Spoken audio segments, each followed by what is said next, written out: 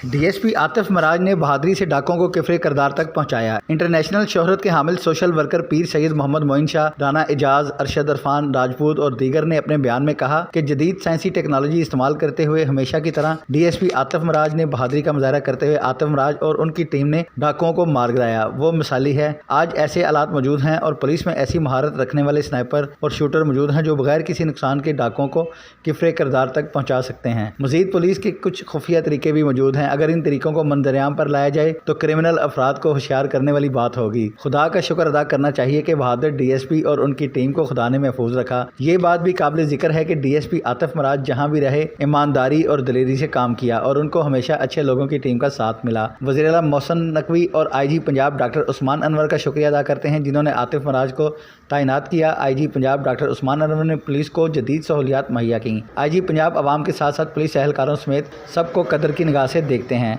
Cameraman team के साथ Arshad Ansari, City 1 news Lahore.